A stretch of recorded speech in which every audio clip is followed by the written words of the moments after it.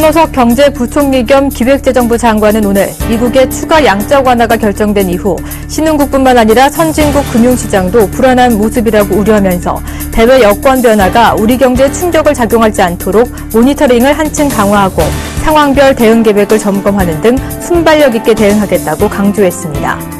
새해 첫 달의 기대감은 사라진 채 지난달 선진국과 신흥국이 동시에 주가와 통화가치 하락세를 보인 것으로 나타났습니다. 국제금융센터와 금융투자업계에 따르면 지난달 세계 주요국 통화 중 일본 엔화와 유로화를 제외하면 대부분 동반 상승했고 한국을 비롯한 아시아 신흥국과 브릭스 국가들의 통화 가치는 모두 하향 곡선을 그렸다고 밝혔습니다. 미국과 중국의 경기 회복세가 주춤하고 신흥국 금융위기 불안감까지 겹치자 국내 증시에서 위험 자산에 대한 투자 자금이 안전 자산으로 빠져나오는 리버스 로테이션 현상이 뚜렷해지고 있습니다. 안녕하십니까. 오늘장 내일장의 정혜림입니다. 미국발 한파에 얼어붙었던 국내 증시가 모처럼 반등을 시도하고 있는 움직임입니다. 미국 경기 회복에 대한 의구심을 키웠던 ISM 충격에서 벗어나 이제는 모레 발표가 예정이 돼 있는 고용지표로 관심을 옮기는 쪽으로 시장의 분위기가 바뀌어가고 있는데요. 코스피 오늘 외국인의 수급에 따라 등락을 거듭하면서 다시 한번 1900선 재진입을 시도하고 있고요. 이 코스닥도 장중에 잠시 하락 반전하기도 했지만 상승폭을 키워나가면서 양대 증시 모두 3거래일 만에 반등 시도하고 있습니다. 원달러 환율도 미증시 반등과 함께 신흥국 금융 불안이 다소 진정 국면에 접어들면서 1080원대에서 거래가 되고 있는데요.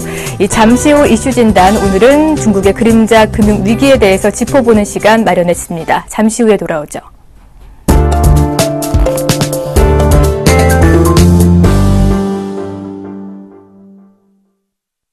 네, 말 그래도 중국의 그림자 금융 더 이상 묻어둘 수 없는 위험인데요. 오늘의 이슈 진단, 오늘은 하이투자증권의 글로벌 투자 전략팀 박선웅 연구원과 함께하도록 하겠습니다. 안녕하십니까?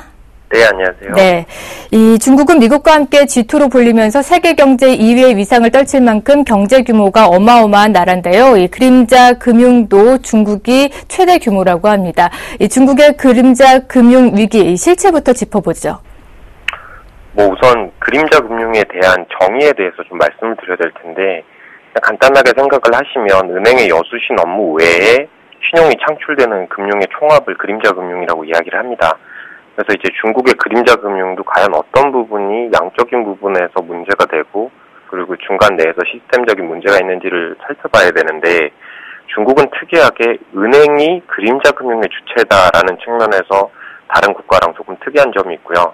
그리고 이제 은행의 그림자 금융으로 주체가 될 수 있었던 거는 이런 부외거래 상품인 WMP 상품, 국내에는 이제 자산관리형 상품으로 알려져 있는데 이 WMP 상품, 그리고 이제 국내의 자산운용사와 제2금융권을 조금 섞어놓은 듯한 그런 신탁사에서 발행하는 신탁 상품이 전체 이제 그림자 금융에서 절반 이상을 차지하는 가장 주된 루트인데, 문제는 이게 WMP나 신탁 상품 자체가 고수익의 어떤 모델을 만들어내기 위해서 어떤 부실 자산으로 분류될 수 있는 부동산, 신탁, 그리고 제도권 대출이 안 되는 기업들한테 대출을 해주는 그런 형식으로 중국이 그림자 금융의 규모를 키워왔다라는 측면에서 좀 우려를 해보셔야 될 것 같고, 규모의 면에서 이제 접근을 하시면은 사실 13억의 사칙 연산으로 규모를 이제 보시면은 절대적으로 높아 보이지만 상대적인 경제 규모에서는 GDP 아직 50% 남짓이기 때문에 선진국이 대략적으로 한 200%에서 300% 사이에서 움직이고 있는데, 규모의 문제가 아니라 중국은 그림자 금융이 빠른 속도로 증가하고 있다. 이런 증가 속도에 대한 문제도 제기해 볼 수 있을 것 같습니다. 네, 이 중국의 그림자 금융에 대한 위기는 계속해서 문제로 대두가 되고 있는데요. 그렇다면 그림자 금융이 금융 위기로 확산될 가능성이 있다라고 보시는 건가요? 사실 이거에 대해서 시장의 갑론을박이 조금 이제 거세게 일어나고 있는 것 같은데, 제 개인적인 생각은 최악의 스토리를 배제할 수는 없습니다. 왜냐하면 그림자 금융도 하나의 상품으로 만들어져 있는 구조이기 때문에 완벽한 금융 상품은 없다라고 저도 생각은 하는데, 실질적으로 이제 외사에서 이야기하는 이런 이야기들이 조금 실질적인 형편의 수준에 대비해서 좀 과도하게 우려하고 있지 않나라고 좀 생각을 하고 있는데, 중국의 WMP 상품은 저희가 생각하는 것처럼 은행이 부실을 떠안는 구조가 아니라 우선 투자자들이 부실을 떠안는 구조고, 원금 보장형 상품으로 알려져 있는 부분 같은 경우에는 사실 본드와 MLF 비중이 절대적이기 때문에 원금 보장형 상품에서도 은행은 조금 자유롭죠. 근데 이제 WMP는 뭐 오늘 자세하게 설명드리진 못하겠지만 투자 자산과 그 투자 대금의 불일치, 뭐 미스매칭에 대한 리스크가 조금 있는 것 같고요.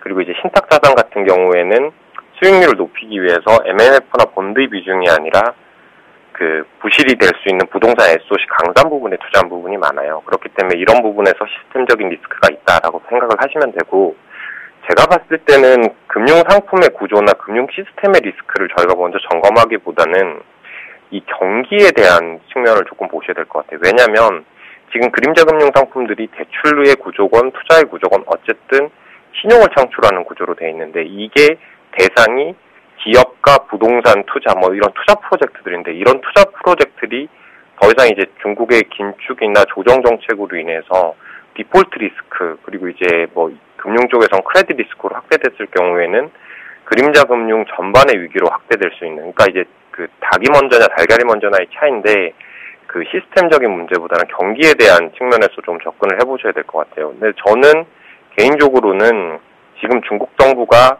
뭐 작년 3분기랑도 마찬가지예요. 지금 어떤 경기나 특히 이제 최근 들어서 크레딧 리스크들이 계속 올라오고 있는데, 이걸 이제 감내할 수 없을 거다라고 생각을 하고 있어요. 그래서 이제 1분기 적정 수준의 유동성을 어쩔 수 없이 풀어야 되는 그런 그림으로 나오지 않을까. 그리고 이제 중국 정부는 단기적으로 어떤 조정 정책을 높이기보다는 중장기적인 노선, 그러니까 뭐 쉽게 설명을 드리면 자전거의 브레이크를 밟기보다는 페달의 속도를 늦추는 그런 그림으로 중장기적인 정상화 과정을 겪어 나가게 될 것이다. 우리도 이제 이에 알맞은 대응 전략을 잡아가야 된다. 뭐 그렇게 생각하고 있습니다. 네, 중국이란 나라가 경제 규모가 큰 만큼 이 중국의 그림자 금융이 무너진다면 금융시장 전체적으로 위기가 찾아올 수 있는 상황인 만큼 대비책도 좀 꼼꼼하게 세워봐야 할 텐데요. 그렇다면 현 정부는 어떻게 대응해 나가고 있나요?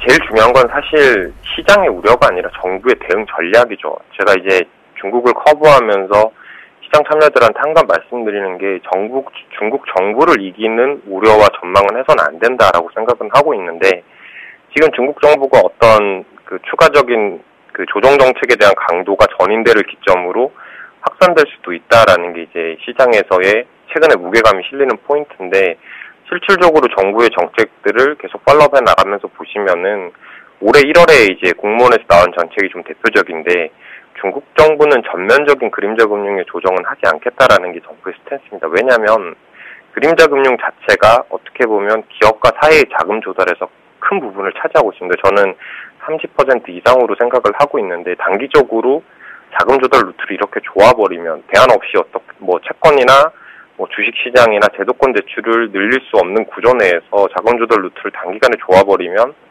사실 시장에서 경기의 샥이 너무 크게 오기 때문에 중국 정부가 여기서 쉽지 않은 거고, 그리고 이제 다른 한편으로는 이 일당 체제 정부에서 금융가치 어느 정도 컨트롤링이 완벽하게 이루어지지 않는 시스템에서 과도하게 경기의 불안이나 금융위기로 확대됐을 경우에 체제 불안으로 넘어갈 수도 있는 부분이거든요. 그래서 올해 정부가 이야기하던 것처럼 추가적인 그림자 금융의 확대 부분은 양적 제재와 질적 제재를 동반적으로 일으켜 간다. 그래서 뭐 WMP는 미스매칭에 의한 우려라든지 아니면 이제 만기 불이행이나 위험자산 비중이 높은 상품들은 이미 발행이 안 되고 있고요. 그리고 신탁 상품 같은 경우에는 담보의 안정성이나 그리고 이제 경기의 하방 압력을 조금 완화시키는 수준으로서 추가적인 상품을 이제 조금 발행을 줄인다. 그리고 기존 상품 같은 경우에는 질적 제재를 위해서 안전자산의 비중을 높이는 그런 방향으로 좀 가지 않을까라고 생각을 들고요. 그리고 이제 결국 제일 중요한 건 국내 대응 전략인 것 같은데, 나쁜 측면부터 조금 말씀을 드리면 그림자 금융이 어찌됐건 과거에 그런 빅사이클을 가지면서 성장할 수 없다면 기업들의 자금 조달 루트, 특히 이제 투자 위주의 성장을 하기가 쉽지 않을 것 같아요. 그 상황에서 금리마저 올라올 수 있는 그런 구조이기 때문에 성장이 과거의 사이클로 돌아가기는 힘들 거다라고 저는 판단을 하고 있고, 나머지 이제 한 가지는 중국 정부가 중장기적인 그림으로 가져간다면 중장기적으로 은행의 유동성을 조여가면서 움직일 수밖에 없을 거예요. 그러면 작년 6월과 12월처럼 15금리가 다시금 분기 말이나 반기 말에 올라가거나 변동성이 확대되는 그런 그림을 가져갈 수 있기 때문에 구조에 대한 이해를 조금 확실히 하고, 뭐 앞으로도 나올 수 있는 이런 리스크 요인들에 대해서 저희가 이제 어떤 팩트를 외사나 이런 외신에 의존하는 게 아니라 자체적으로 필터링할 수 있는 그런 이해도를 높여야 되는 시점이다라고 좀 생각하고 있습니다. 네, 오늘 이슈 진단 하이투자증권 글로벌 투자전략팀의 박석중 연구원과 함께했습니다. 오늘 말씀 고맙습니다. 네, 감사합니다. 네, 전일장 심리적 지지선인 1900선이 무너졌습니다. 오늘 반등 시도하고 있지만 여전히 외국인의 매도세는 거셉니다. 이 매도세 거센 가운데 외국인은 어떤 종목들을 담고 있을까요? 잠시 후 뉴스클릭에서 함께하도록 하겠습니다.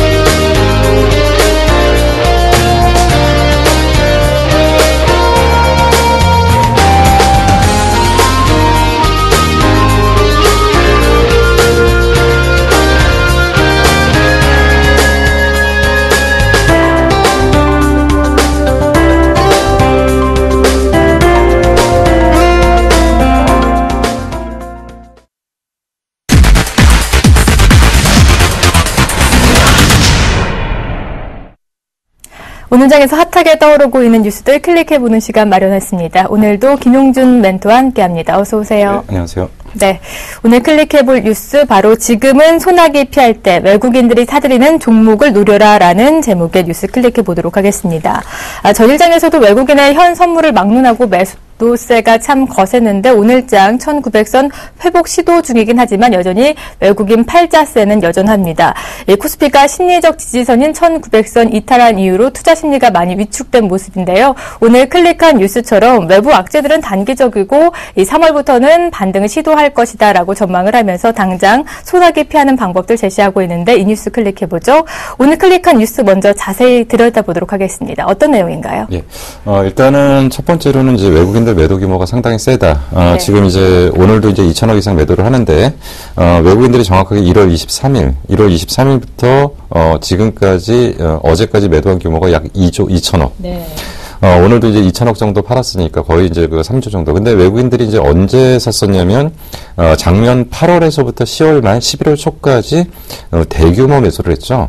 대규모 매수를 해서, 지수가 이제, 1800 정도에서, 2000포인트를 넘기는 자리까지 왔다가, 이들이 이제 다시 매도를 하면서, 지수는 하락했는데, 외국인들의 매도의 시작은 어디였었냐면, 그 배당을 받고 나서 연초부터 매도가 좀 시작됐던 거고, 매도 규모가 강화됐던 건, 지금 이제 최근에 급격하게 매도가 나타나는 것은, 이유는 두 가지로 볼 수가 있다라고 판단이 됩니다. 일단 그 기사 내용에서 보면은, 첫 번째로는 신흥국에 대한 금융 위기 우려입니다. 네. 근데 이게 국내 시장의 어떤 직접적인 금융 위기로 나타나는 것은 아니라 하더라도 결국은 심리적인 부분에서의 어떤 신흥국의 금융 위기 우려감들이 지금 전체적인 수급 불안, 심리 불안을 나타내고 있다라는 것이고요.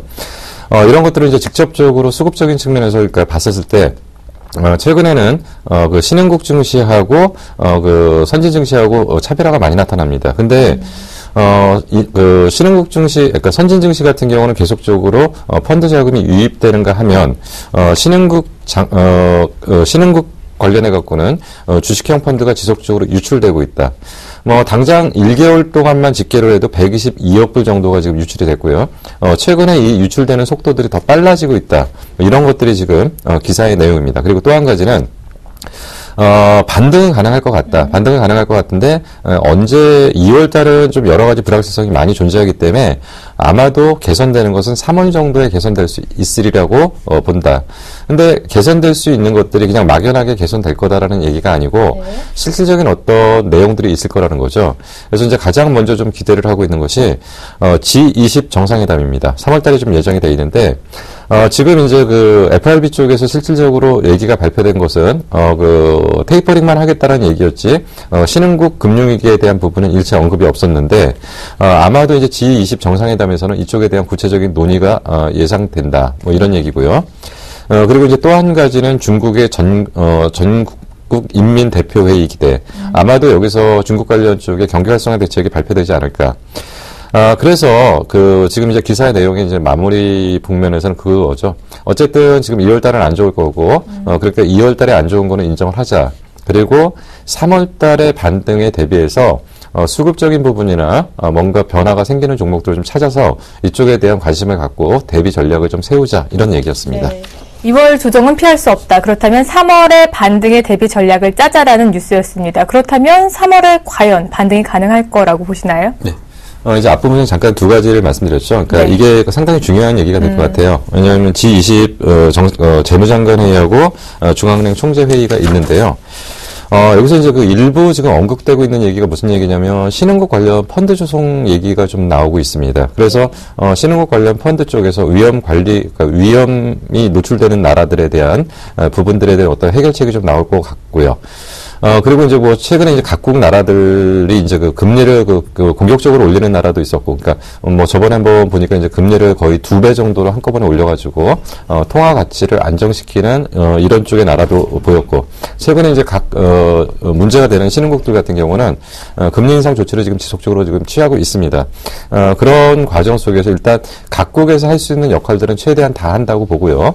G20에서 정책적인 방향들을 결정을 해서 전체적인 어떤 그 위기를 같이 좀 해결하자. 그러니까 사실은 예전에 유럽과 미국이 어렸을 때 신흥국들도 많이 도와줬었거든요. 그쪽을.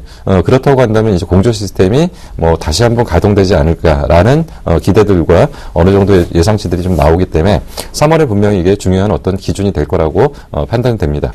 네. 또 한 가지는 이제 중국 전인민대회인데 아마도 이제 중국에서는 이제 그 신정부 들어서고서 이제 그쪽도 2년 차이기 때문에 본격적인 이제 그 성장 정책이나 어떤 뭔가 그 활동을 할 수 있는 얘기들이 좀 나와야 되기 때문에 아마도 지금 말로만 계속적으로 지성됐던 경기 활성화 대책의 구체적인 얘기들이 확인되지 않을까 좀 생각이 듭니다. 네. 오늘까지 외국인 3거래일 연속 매도세 나타내고 있습니다. 이렇게 대규모 매도세에도 불구하고 분명 외국인들이 사들이는 종목도 있습니다. 외국인들은 최근에 어떤 종목을 많이 사들였나요? 예, 쭉 이제 먼저 나열을 해드리겠습니다. LG 디스플을 좀 샀고요. 고려아연, 삼성, NG, SK 하이닉스, 대한항공, GKL, LG하우스, 오리온 정도로 지금 샀습니다. 네.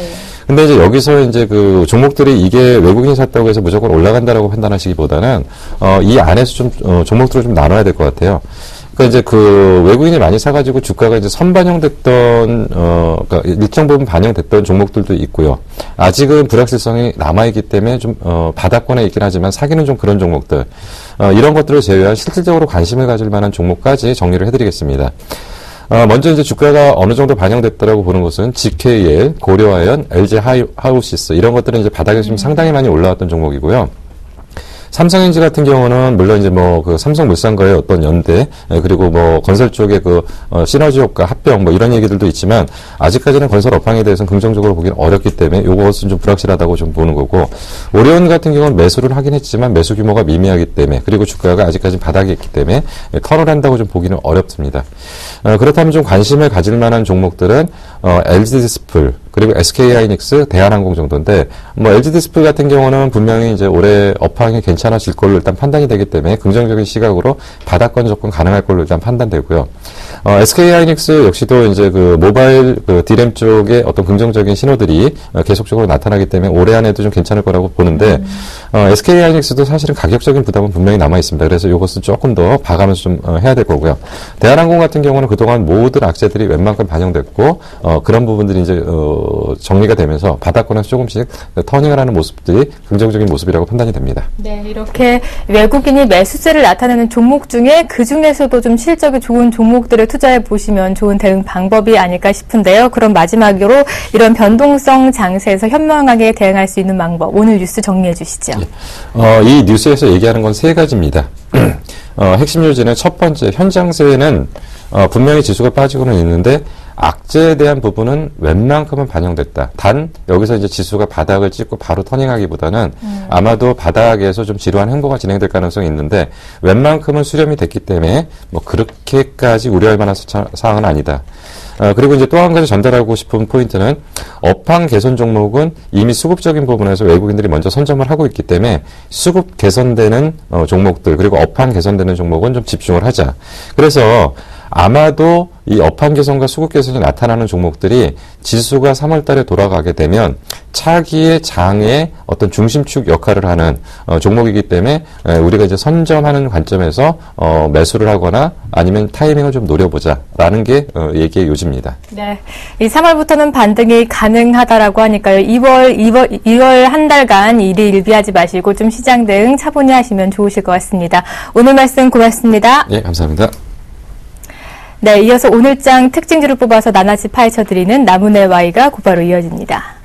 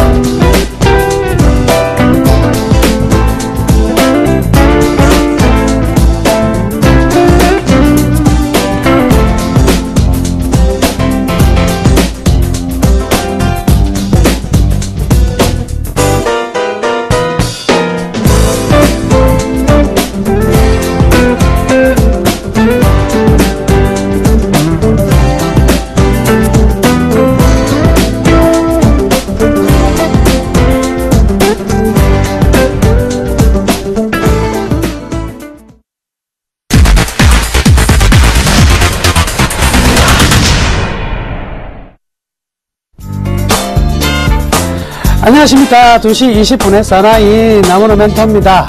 오늘 장 그래도 조금 올라가긴 올라가는데 뭔가 좀 그죠, 좀 팍팍 올라가주면 좋은데 참 지독실에 말 안 들어요. 이 외국인들이 또 신나게 팔고 있네요. 자, 계속 지난번에도 말씀해드렸지만 지금 파는 외국인들은 미국계 자금이다. 자, 미국계 자금이라고 본다면 원래 중장기 투자를 하는 게 미국계 자금인데요. 그럼에도 불구하고 최근에 나왔다. 그런데 작년 1월 1일 기준으로 딱 선을 끄보면은요, 외국인의 지분들은 현재 딱 그 자리에 와 있거든요. 뱅가드 팔고 신규 유입된 자금. 그러고 본다면 외국인들 매도세 더 나올 차례도 별로 없어요. 그러니까 파생 측에서도 어때요? 막 매도하다가 이거 안 되겠다 싶으니까 다시 좀 사잖아요. 시장요 약하지 않습니다. 걱정 안 하셔도 됩니다. 뭐 걱정할 장이 없어요. 지금 우리가 이 자금에서 걱정할 거는 내 종목 이거 어떤 걸로 바꿔가지고 빨리 올라가는 놈 어느 놈이냐, 요것만 고민하시면 돼요. 시장에 대한 걱정은 안 하셔도 되겠습니다. 자, 오늘 나문의 Y 특징주 SK이노베이션 가져왔습니다. 자, SK이노베이션이 오늘 강세를 보이고 있어요. 한 2.7% 정도 상승하면서 129,500원, 13만 이렇게 왔다 갔다 하는데, 재밌는 사실은요, SK이노베이션이 이틀 전에 실적 발표했는데 적자 전환됐습니다. 2012년 2분기 이후에 항상 흑자였는데 간만에 적자를 했는데 주가는 올라가요. 자, 지금 장의 특징이죠. 어떤 거요? 떨어지는 게 안 좋게 나온 건 문제가 아니다. 불확실성만 제거시켜달라. 어떻게 될지 모른다가 지금 시장의 관심이거든요. 알았으면 됐다 이거죠. 실적 안 좋아? 그래, 알았어. 굿. 그런데 이미 그 전에 이미 주가가 다 많이 떨어져 있어요. 그러니까 종목에 안 좋을 전망 가지고 떨어졌는 데다가 시장이 갑자기 떨어져가지고 같이 떨어졌으니까, 그렇죠? 너무 많이 과대 낙폭된 상황이니까 불확실성만 제거가 되면 어쨌든 뭐 이제 더 이상 나쁠 것도 없겠다라는 생각을 가질 수밖에 없겠죠. 자, 업황과 역시 주가 모두 바닥을 턴해서 탈출이 전망된다, 이런 내용들이 나왔고요. 무엇보다도 이 정제 마진이 점진적으로 작년 11월 달부터 개선되기 시작했어요. 이 부분에 대해서 이제 1분기에는 거의 흑자 전환이 유력시된다, 이런 내용들이 나오는데, 근데 좀 재밌는 거는요, 1분기 흑자 전환은 거의 모든 애널리스트들이 같이 보고 있는 부분인데 이 흑자의 규모가요 굉장히 달라요. 영업이 흑자 규모가 1000억대부터 4000억까지 왔다 갔다 한다는 거죠. 여튼요 1000억이라도 플러스는 난다는 이야기 아닙니까? 그러면 여튼 이번에 마이너스 내놨다. 마이너스 내놓은 상태에서 플러스로 돌아설 거니까 이번에 보면 거의 일회성 비용들 많아요. 뭐 추징금들이 있고요. 그 다음에 환손실 있고 뭐 이런 것들이 좀 많았었거든요. 이거 빠지고 나면 1분기는 무조건 개선될 수밖에 없는 환경이 아니겠나 이렇게 생각하시면 되겠습니다. 자 수급적으로 보면은요 오늘 외국인하고 기관들 동반적으로 야 사보자 뭐 이제 채바닥 통과했는데 뭐가 걱정이냐 이렇게 대응하고 있는 것 같은데 외국인들은요 작년 2013년 1월부터요 딱 새해장 열리자마자부터 그때부터 팔아나간 게 아직까지 팔아나갔습니다. 지독시로 팝니다. 그렇죠? 얘들은 역시 외국인들은 한번 팔았다면 쭉 팔고요. 샀다면 쭉 삽니다. 개인들은 어떻게 어느 쪽에서 어떤 사람이 죽으라고 사도 반대쪽에서는 죽으라고 파니까 개인들 가지고 있는 종목들이 잘 갈 수가 없어요. 야, 그러면 이제 계속 앞으로도 더 팔 수 있느냐? 팔 수 있는 양 자체가 거의 얼마 안 남았죠. 그러니까 수급적인 부분 굉장히 좋다. 이렇게 볼 수가 있겠고요. 연기금은요, 또 반면에 6개월 동안에 작년 7월부터 그냥, 그래, 줘봐라. 내가 주는 데 다 살게. 계속 매집하고 있었다. 장기적인 트렌드 상으로서는 연기금은 굉장히 이 SK이노베이션의 현재 주가 부근, 그리고 한 14만원, 15만원대라도 굉장히 싸다고 생각을 하고 있다는 거죠. 자, 그리고 이제 신용잔고가 전반적으로 좀 증가되고 있는 부분이 있는데, 이 신용잔고가 굉장히 많이 올라갔을 때는 안 좋은 부분인데, 일정 부분 올라가는 것은요, 이 단기적인 시장에 대한 확신도 들어있기 때문에, 수급에 부담되는 정도는 아니거든요. 신경 안 썼어도 될 것 같습니다. 자, 중요한 관찰 포인트 몇 가지 이제 짚어봐야 되겠네요. 첫 번째는, 일단, 불확실성이 제거되었다는 부분이 가장 크고요. 그리고 지금의 이 PBR, 이 주가가 이 밸류에이션 상에서 어느 정도 저평가인지 한번 보여드릴게요. 자, 차트 하나 보시면은요. 현재 이, SK이노베이션의 이 PBR이요. 0.7까지 떨어져 있어요. 0.7. 저기 보시면은요. 물론 ROE, 자기자본 이익률이 떨어진 상황이긴 하지만 자기자본 이익률 떨어진 것보다 PBR이 더 낮은 상황, 굉장히 낮은 상황, 극단적으로 낮은 상황이 들어가 있거든요. 이렇다면 역사적으로 이 SK이노베이션은 저평가 수준이면 틀림이 없다. 자산 가치에도 30% 디스카운트를 받고 있는 종목이 되고 있다는 거죠. 그러니까 저평가는 확실하다. 두 번째. 4분기 적자 전환이란 단어보다는 그 핵심이 중요한 부분이에요. 아까 말씀해드렸다시피 일회성 비용이 어느 정도 맞느냐. 일회성 비용 없이 그냥 충격이 계속된다면 1분기도 안 좋아지겠지만 내용을 들여다보니까 뭐 그렇지가 않더라. 그리고 세금 관련해가지고는요. 다시 이제 심판 청구를 하려고 하는 내용들도 있거든요. 이런 내용은 결코 나쁜 사항은 아니겠다 이렇게 볼 수가 있겠네요. 자, 그러나 진짜 승부는 어디서 나오냐면 바로 이 파라자일렌입니다.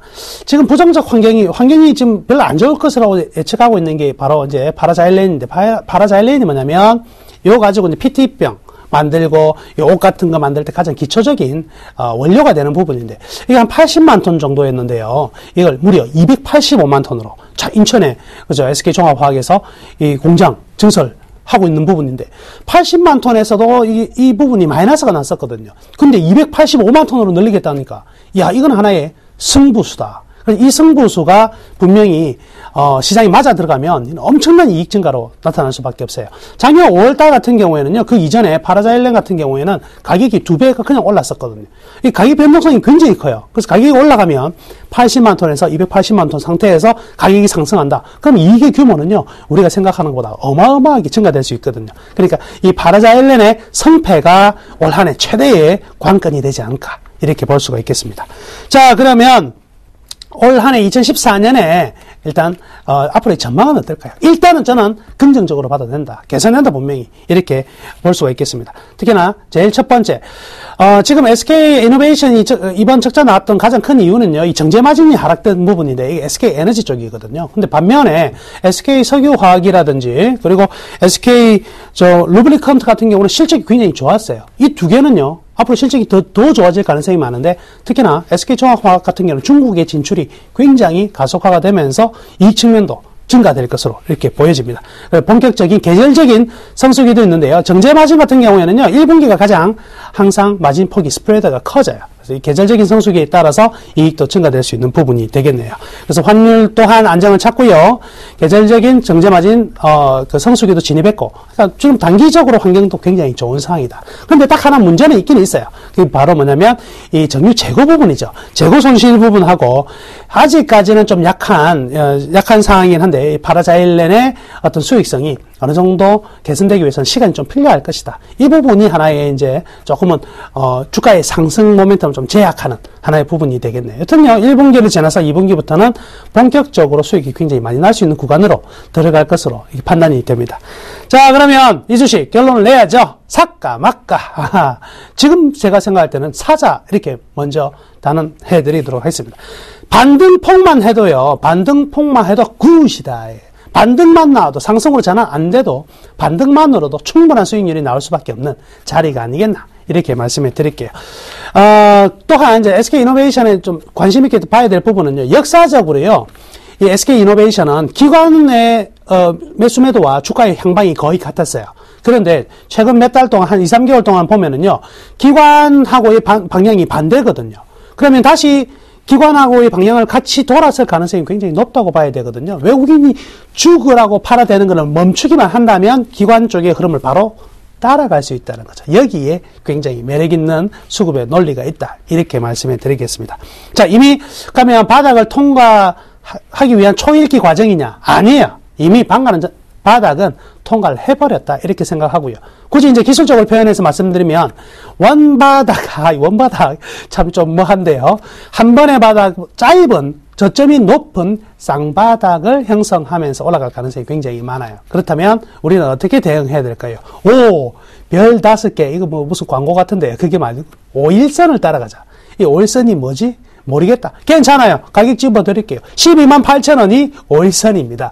128,000원이라면 매수에는 전혀 부담 없는 가격이 아니겠나. 그 가격에 사셔가지고 손해볼 확률은 극히 적다. 이렇게 생각합니다. 시장보다는 훨씬 탄력적인 흐름은요, 본격적으로 앞으로 이루어질 수 있는 1분기가 될 테니까요. 현금 가지고 계신 분들, 그리고 SK이노베이션을 보유하고 계신 분들은 좀 느긋하게, 기분 좋게 매수 또는 관망 보유 지속하셔도 되지 않을까. 이렇게 말씀해 드리도록 하겠습니다. 자, 시장이 이제 마칠 때 얼마 남지 않았는데요. 느긋하게 좀 보시면서, 또 관찰할 부분이 있다면 저희 서울경제TV 계속 시청하시면 될 것 같고요. 저는 내일 이 시간에 다시 찾아뵙도록 하겠습니다. 감사합니다.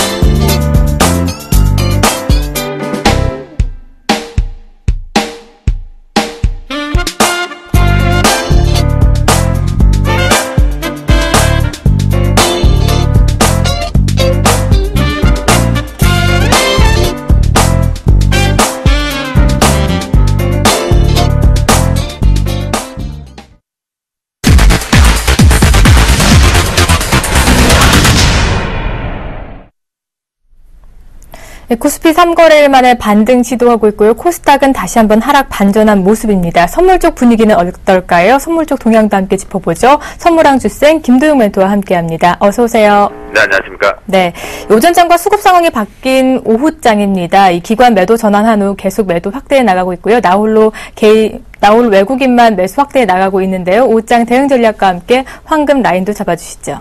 네, 일단 전반적으로 우리나라 지금 급등락을 좀 반복하고 있는 작은 박스권에 좀 들어와 있는 모습인 것 같은데요.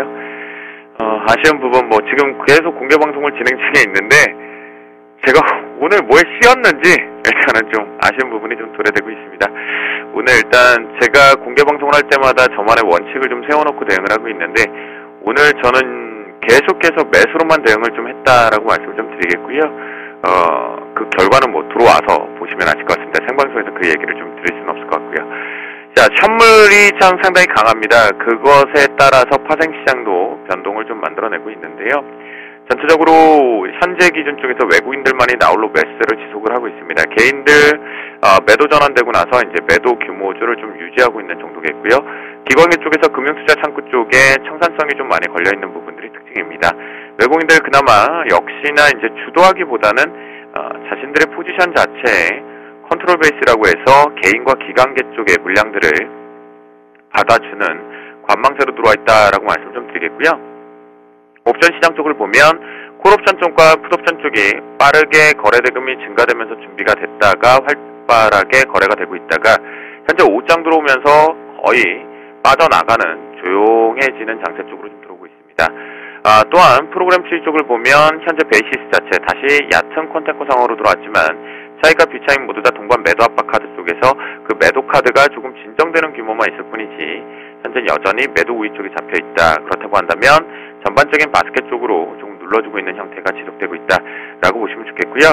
오늘 제가 아침에도 매수 쪽을 언급을 계속 드렸었는데요. 그 부분 이제 종목이 상당히 강하다라는 부분 속에서 시장의 주도 중심 쪽으로 걸려있는 종목 업황 하나가 상당히 강한 상승세를 두드려졌기 때문에 실적과 가미해서 이 부분이 긍정적으로 저는 분석을 해놨다라고 말씀 좀 드리겠고요.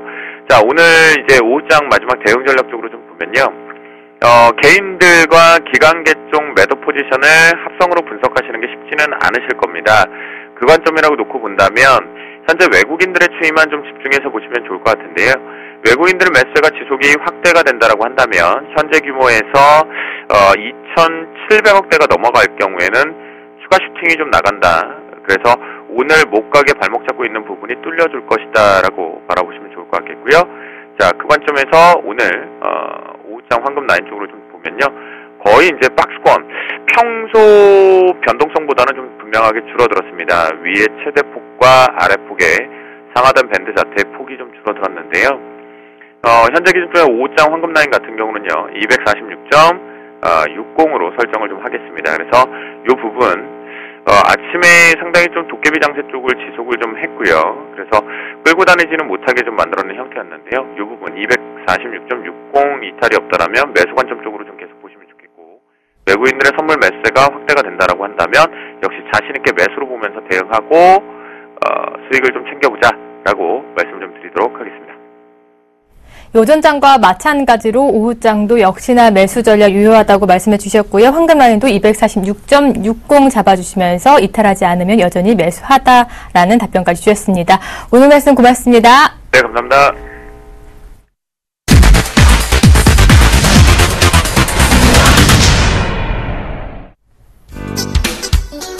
네, 안녕하십니까. 김현준 멘토입니다. 네, 오늘장 좀 빠집니다. 코스닥이 갑자기 또 돌아섭니다. 마이너스 0.14%까지 좀 밀려주고 있네요. 506포인트 좀 기록하고 있는 상황입니다.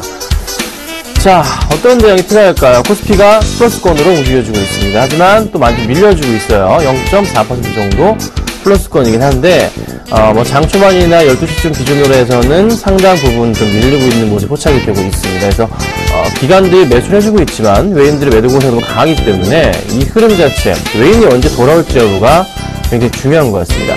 제가 오전에 여러 가지 말씀을 좀 드렸습니다. 왜 미국이 강자인지에 대한 부분부터 해서 시장이 어떻게 바뀔 것인지에 대한 말씀 드렸는데요. 그 부분 짧게 말씀을 드려보자면요. PBR 1과 그리고 이 친구가 시장에 나오기 시작하면 시장이 곧 반등을 합니다. 기관론자 마크 파버입니다. 마크 파버가 시장에서 여러 얘기를 하기 시작하면요. 1주나 2주 안으로 반등을 크게 줬던 기억이 항상 있습니다. 그렇죠? 최근의 추세예요. 그래서 어느 정도는 이제 바닥권이 되지 않았나 이렇게 판단하고 있습니다. 자, 궁금하신 종목에 대해서는요. 다음 번호로 문자 주시면 될 것 같아요. 013-3366-0110번으로 문자 주시면요. 제가 상담해 드릴 겁니다. 걱정 마시고서 문자 보내주시면 되고요. 제가 오늘 반짝 게릴라 무료 방송을 하겠습니다. 네, 3시부터 4시까지 무료 방송을 제가 하도록 하겠습니다. 지금 시장 상황이 다시 돌아오고 있는데 다시 빠지고 있고 막 너무나 정신이 없습니다.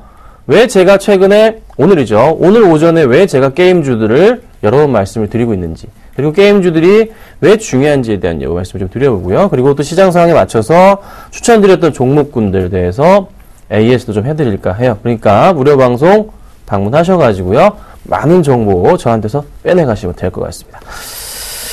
자, 잠깐 말씀을 좀 드려봤고요. 100점주 좀 바로 살펴보도록 하겠습니다. 자, 오늘 제가 가지고 나온 100점주들은요, 역시나 5가지 종목군을 제가 가지고 나왔죠? 살펴볼게요. 첫 번째 종목은요, SK이노베이션입니다. 오늘 양매수가 굉장히 좋아요. 그다음 호텔신라 8만원 좋고 같죠? 삼성 엔지니어링, 하나금융지주, 솔리드 수익 중에 있죠? 살펴보도록 하겠습니다. 자, 먼저 SK이노베이션입니다. 오늘 뭐 진짜 시장에서 단연 화두가 된 그런 종목입니다. 정말 많은 전문가분들이 얘기를 했던 그런 종목입니다. 수급부터 볼게요. 오늘 수급 살펴보자면요. 오늘 수급에서 SK이노베이션 같은 경우는 지금 보시면요. 외인들이 48억, 기관이 97억을 매수를 해줍니다. 얼마나 많은 물량인지 아시죠? 기관이 100억 이상 지금 매수가 들어오는 것 같아요. 외인들은 50억 이상이요. 정말 많은 물량을 매수를 해주고 있습니다. 그렇죠? 수량을 체크해봐도 살펴보니까 기관이 7만 5천 주, 외인이 3만 6천 주 정도를 매수를 해주고 있네요. 자, 차트를 볼게요. 최근에 추세에서 보자면 거래량 자체가 조금 실리는 게 눈에 보입니다. 그렇죠? 거래량 자체가 조금 늘어나요. 50만 주 이상을 오랜만에 보여주네요. 얼마만입니까? 11월 말 이후부터 해서 처음 있는 거래량입니다. 이 거래량 큰 50만 주 이상 나올 때마다 빨간색 양봉을 보여줬었는데 지금 흐름에서 본다면 또 한 번의 상승 쪽으로 갈 수도 있는, 그런데 항상 이렇게 크게 나온 이후부터 해서는 하락폭이 있었단 말이죠. 지금의 하락폭 다시 한번 빠질 수도 있지 않을까라는 판단할 수 있을 것 같은데요. 저는 조금 더 상승 쪽에다가 베팅을 하고 싶습니다. 너무나 좋아지는, 더 이상 이제 나빠질 게 없단 말이에요. 유가도 하향 안정세입니다. 크게 빠지지도 않고 크게 오르지도 않고요. 다시 상승 쪽으로 갈 일만 남았거든요. 그래서 SK이노베이션 같은 경우는 역시나 좀 양호하지 않을까. 그래서 전문가들도 다 비슷한 눈이 있으니까 그 흐름에서 여러 전문가들이 조금 긍정적으로 보는 종목 괜찮지 않을까요? 그래서 저도 조금 긍정적이기 때문에 참고하시고 대응 부탁드리겠습니다. 자, 그 다음 종목입니다. 호텔신라예요. 자, 오늘 82,400원까지 올라갑니다. 네, 그리고 조금 밀리긴 했어요. 그래서 79,600원 상황을 보여줍니다. 자, 호텔신라 여러 가지 이슈 다들 아실 겁니다. 춘절 효과로 인해서 중국인 관광객이 몇만 명, 8만 명 이상 국내로 방문을 한다고 합니다. 이런 여러 가지 이슈 때문에 꾸준하게 상승을 주는 것이고, 뭐 실적이나 악재 다 떠나서 올해부터 해서 왜 실적이 좋아집니까? 자, 객실 얼마 전에 보수공사가 끝나고 나서 오픈을 했죠. 작년 말쯤에요. 그로 인해서 올해부터 정말 제대로 된 실적이 나온단 말이죠. 그 포인트를 보셔야 되고요. 또 면세점 효과까지 같이 보시면 될 것 같아요. 그래서 충분하게 상승 가능성이 좀 더 있지 않나. 그렇지만 제가 약간 걱정인 것은요. 오늘 수급은 좋은데 윗꼬리가 좀 달려주네요. 이 흐름에서.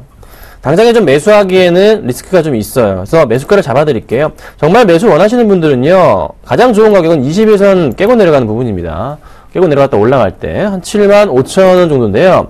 못 기다리시겠다 하더라도 76,000원 정도 내려갔다가 다시 올라갈 때 이런 포인트 보시고 좀 대응을 부탁드릴게요. 너무 성급하게 추격 매수는 좀 자제 의견 좀 드려보겠습니다.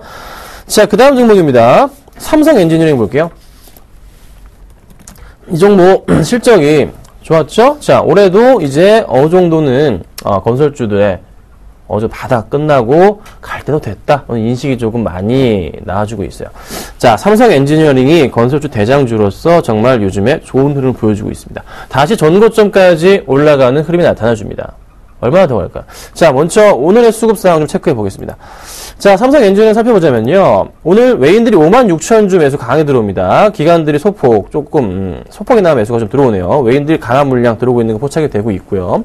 최근 들어 수급 보자면 외인들은 꾸준히 계속 사고 있는데 기관 매도세 아직 여전하죠? 조금 지켜볼만 해요. 자, 그런데 차트상에서 지금 현재 전 고점 라인까지 올라왔어요. 그렇죠? 전 고점 라인까지 해서 올라오면서 21선을 타고 가는 흐름이 나타나줍니다. 줄을 한번 그어볼까요? 이 라인을 타고 가는 모양새가 잡혀주고 있습니다. 그렇죠? 바닥에 대한 또 바닥을 확인하면서 상승을 주고 있는. 그럼 여기서부터 해서 고점 라인까지에 대한 부분 좀 살펴보자면요. 요 보름 포인트가 좀 눈에 들어오네요. 그렇죠? 자, 요 포인트에서부터 해서 한 번 더 상승을 가지고 온다면 어디까지? 77,000원 정도? 제가 예전에 말씀을 좀 드렸던 것 같은데 지금도 변하지 않습니다. 그래서 77,000원 정도까지는 가져가도 괜찮지 않을까 말씀을 드려보고 매수를 하실 생각이 있으신 분들도 나쁘지 않겠다. 이렇게 제가 의견 드려보겠습니다. 자, 그 다음 은행주입니다. 하나금융지주예요. 자, 은행주 매수하실 분들, 기회가 왔나요? 조금 살펴봐 드리려고 가지고 나왔습니다. 자, 주가 흐름이요. 121선 라인을 깨고 내려갔습니다. 그러고 나서 다시, 네, 어제 오늘 안착을 올려놓습니다. 그렇죠? 좀 쉬어볼게요. 네, 올려놨어요. 올려놨죠? 그럼 이 흐름에서, 이 큰 흐름에서 볼 때, 작년 7월부터 흐름에서 볼 때, 이 라인을 하나 긁을 건데요, 제가. 요런 포인트들이 좀 눈에 들어옵니다. 세 번째 이게 하나의 라인이고요. 그 다음 라인으로, 이 전에 또 새롭게 잡혔던 라인 자체는 요 포인트인데요.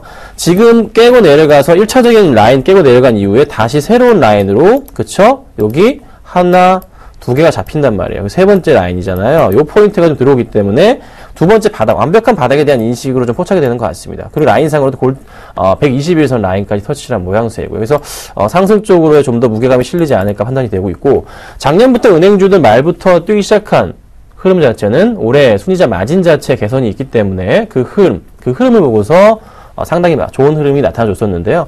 많이 빠진 만큼 다시 기회가 오지 않을까라는 판단입니다. 자, 수급 좋고요. 전반적인 좀 수급을 살펴볼게요. 자, 지금 기관들이 지금 오늘장에서 수급이 들어오고 있는데요. 기관들이 지금 최근에 매수한 흐름이 나타나주고 있습니다. 그래서 투신과 연기외 매수세 잡혀주고 있는데 외인의 매도세가 약간 걸리긴 하네요. 그럼 이렇게 대응하셔야 됩니다. 자, 오늘 좋아요. 이틀째 좋은 흐름이 조금 다시 한번 나타나주고 있는 것 같은데, 오늘 말고요. 내일하고 모레 같이 상승해주면서 어디 포인트 잡을까요? 21선 뚫고 올라가는 포인트 잡아서요. 가격적으로 45,500원입니다.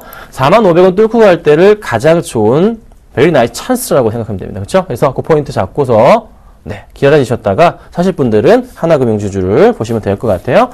자, 그리고 솔리드입니다. 자, 추천드렸던 종목이에요. 지금 수익률이요. 6% 정도 이상 나고 있는 그런 종목입니다. 제 목표가를 8,000원 잡았습니다. 기억을 하실지 모르겠는데요. 매수를 가장 최근에 했던 종목입니다. 네, 요때 했어요. 어제 루멘스 그저께 솔리드 했습니다. 그렇죠? 네, 매수 잘 하셨는지 모르겠는데 주가 오늘 튀어 올라갑니다. 왜? 실적이 좋아진답니다. 네, 알고 있던 사실입니다. 그래서 추천을 드렸던 부분이고요. 많이 올라서 좀 걱정이 되셨던 분들, 매수를 안 하실 분도 있겠지만서도 저는 더 간다 이렇게 판단하에 추천을 드렸던 종목입니다. 예전에도 한번 먹었던 종목이고요. 걱정 마시고요. 가져가도 됩니다. 왜냐하면 오늘 수급부터 해서 그전 수급 보여드릴게요. 자, 오늘 수급입니다. 기관들이 29,000주 매수가 들어오죠. 그렇죠? 많은 물량이 외인 나가는 거 별로 많지 않아요. 최근의 수급 볼까요? 기관들이 퍼펙트한 수급 보이십니까? 굉장히 많은 물량을 매수를 해줍니다. 갈 수 있다는 거. 충분하게 조금 더 상승 쪽으로의 전환이 아니죠. 더 갈 수 있는 그런 포인트가 눈에 들어오네요. 걱정 마시고 보시고요. 제가 기관들의 매도가 나오면요, 조금씩 비중 줄이시되 또 방송 나와서 제가 수익 나면 정리하면 되는데요. 일단 목표가 8,000원 유지하고요. 대응을 좀 부탁드리겠습니다. 이참에 한 종목 더 AS 하겠습니다. 자, 로만선입니다. 17%까지 수익이 나던 종목인데요. 지금 좀 내렸어요. 그래서 11% 정도 수익이 나고 있습니다. 그렇죠? 8,300원에 저희가 매수했습니다. 기억하시나요? 자, 로만선 잘 가고 있는데요. 오늘 남북, 이산가족 협상을 했습니다. 그래서 20일, 25일까지 이루어진다고 하는 것 같은데, 자, 중요한 포인트. 그로 인해서 뉴스거리가 나오자마자 뉴스에 판다, 이런 모습이 나타나주네요. 근데 제가 말씀드렸던 거 기억하세요? 남북 경협에 대한 부분은 보너스다라고 말씀을 드렸습니다. 제가 보는 것은 실적과 수급과 거기에 올림픽을 본다 말씀드렸어요. 김연아 선수의, 출전으로 인한 매출 확대 본다고 말씀드렸습니다. 그래서 1분기 실적, 좋다 말씀드렸습니다. 아직 좋습니다. 저는 지금 현재 가격 굉장히 매력적이다 말씀드릴 수 있을 것 같아요. 그렇죠? 주말에 소치올림픽 시작합니다. 김연아 선수 경기 언제요? 20일부터 시작합니다. 아셨죠? 그 부분 꼭 기억하시고 홀딩 부탁드릴게요. 자, 그럼 상담을 좀 하고요. 좀 말씀을 드리겠습니다. 자, 오늘 상담해 드릴 종목은요, KH바텍이 좀 올라왔습니다. 자, KH바텍 6517님 상담 시작합니다. KH바텍 해드리겠습니다. 매수가가 25,700원이세요. 25,700원이요. 최근에 매수하셨는지 모르겠습니다. 이때 하실 수도 있을 것 같고요. 자, 그런데 KH바텍이 시장 대비해서 많이 흔들렸나요? 그렇지도 않아요. 좋은 흐름을 좀 유지하고 있는 종목입니다. 수급 체크할게요. 자, 수급 보니까요, 걱정이 안 되는 수급입니다. 굳이 이 종목 고민을 하실 필요가 없을 것 같아요. 보세요. 자, 개인만이 팔고 나가는 모습, 그리고 기관들 꾸준하게 잘 들어와주고 있죠. 자, 오늘 체크해 볼게요. 오늘 보겠습니다. 오늘 좀 수급이 들어오는 체크해 봐야겠죠. 자, 보니까 아직 잡힌 건 없어요. 기타법인 쪽 뭐 1000주 정도. 장 끝나고 확인을 해봐야 될 것 같아요. 하지만 최근의 추세 굉장히 양호하고 현재 차트 열어볼까요? 뭐 웨인 나가고 있나? 아직 안 잡힙니다. 조금 더 체크는 필요할 것 같습니다. 하지만 지금까지의 판단하에 나쁘진 않다. 그리고 갑자기 코스닥이 밀리는데, 네, 그래도 이 정도 수급을 최근 유지했다는 것은 굉장히 고무적이고 좋은 종목이 아닌가 말씀드릴 수 있을 것 같아요. KH부터 워낙에 좋은 종목이죠. 걱정하지 마세요. 지금 매수가 자체 그렇게 안 높습니다. 가져가십시오. 좋은 흐름이 나타날 수 있지 않을까. 주봉으로 보더라도요, 이렇게 지금 많이 올랐는데 큰 흐름을 빠지지 않고 그래도 이 흐름 자체 박스권 유지하고 있잖아요. 가져갑니다. 아셨죠? 홀딩 의사 드리고요. 반등 시에는요, 한 27,000원 정도까지는 무리 없이 갈 것 같네요. 그 포인트를 이용해서 단타를 시도될 것 같고요. 그렇지 않은 경우는 한 29,000원 이상까지 보시고서 대응하시면 될 것 같습니다. 손절은 굳이 필요 없을 것 같습니다. 자, 그 다음 종목 볼게요. 그 다음 종목은요, 캠트로닉스입니다. 오늘도 좀 많이 밀립니다. 갑자기 좀 밀려주네요. 자, 캠트로닉스 가장 중요한 포인트는 올해부터 정말 좋은 실적을 보일 거라는 겁니다. 정말 끝내주는 실적. 제가 이분 상담해드렸나요? 다른 분인가요? 1149님, 네, 캠트로닉스 해드리고 있어요. 22,600원에 매수하시는데요. 다른 분이시네요. 자, 캠트로닉스를 제가 이거를 보는 이유는요, 갤럭시 S5의 수혜주이기도 하고요. 그리고 무선 충전도 수혜주이기도 합니다. 그래서 여러 가지 갤럭시 S5에 아주 밀접한 관계가 있기 때문에 출시가 언제 돼? 공개가 언제 됩니까? 24일인가 된다고 하잖아요. 이번 달에. 그래서 그때 공개되면서 다시 한번 어떻게 주가 흐름이 바닥을 확인하는 계기가 될 것으로 판단이 됩니다. 상승으로 가지고 올 거예요. 그러면 지금 시점, 지수가 많이 흔들려서 좀 많이 영향을 받았지만 오히려 지수가 조금만 좀 반등 쪽으로 기회를 준다면 추가 매수할 수도 있는 기회가 되지 않을까 판단이 됩니다. 그 정도의 매력이 있는 거예요. 제가 추가 매수 사인은 잘 드리지 않습니다. 그렇죠? 그러니까 걱정 마시고 매수를 조금 더 해보시고요. 가져가도 되겠다. 이렇게 제가 의견을 드릴게요. 목표가는 이 종목 좀 가치주의이기 때문에 이렇게 말씀드립니다. 최소한 한 27,000~28,000원 정도, 3만원 정도까지는 보고 있다. 이렇게 좀 말씀드릴게요. 장기적으로 보셔야 됩니다. 아셨죠? 갤럭시 S5 나오고부터 해서 실적이 제대로 잡히는 건 언제죠? 네, 2분기입니다. 그때 실적. 1분기 때도 많이 잡혀요. 근데 2분기가 더 많이 잡힐 거거든요. 그 포인트를 기억해 주세요. 아셨죠? 자, 그 다음 마지막 종목으로요. 요 종목까지만 제가 상담해 드릴게요. 명문제약입니다. 이거 시가총액 440억이에요. 어떤 이슈입니까? 살펴볼게요. 이거 저한테 혼나고 싶으셔서 저기 종목을 가지고 오셨나요? 한 소리 또 할까요? 이제 지겹도록 했는데 파루 제일바이오 아시죠? 네, 파루 볼까요? 제 방송 안 보셨어요? 지금 파루 지금 10% 빠집니다. 제일바이오 6% 빠집니다. 네, 대한유팜 3% 빠지고요. 다 빠집니다. 자, 제가 왜 그 말씀드렸죠? 지금 이거를 거의 2주째 제가 조류독감 테마주 정리하라고 말씀을 계속 드리고 있었어요. 오전에 이렇게까지 말씀드렸습니다. 폐가망신 심하게 제가 좀 말씀을 드렸던 기억이 있습니다. 그때 처음에 파셨으면 방송 보시고 하셨으면 안전적으로 나올 수 있으셨을 텐데 매수가가 2,610원이세요. 명문제약이요. 오늘 사셨나요? 당장 나오세요. 당장 나오시고요.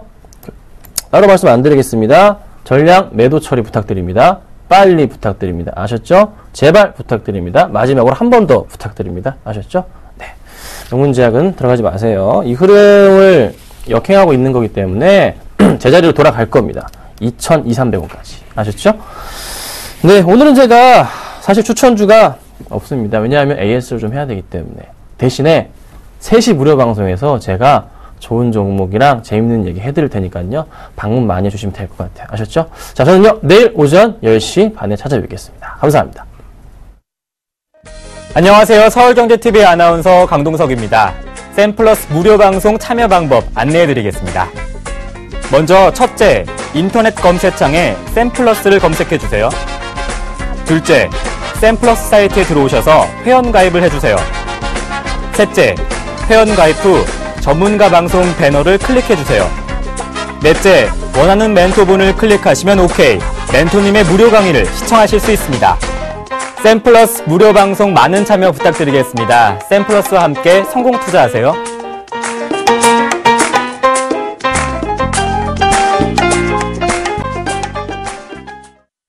3거래일 만에 나란히 양대 증시 반등이 성공하나 싶었는데요. 코스피도 상승폭 다소 줄여나가면서 1891포인트에서 거래가 되고 있고요. 코스닥은 하락 반전한 채 움직이고 있습니다. 다소 아쉬운 하루네요.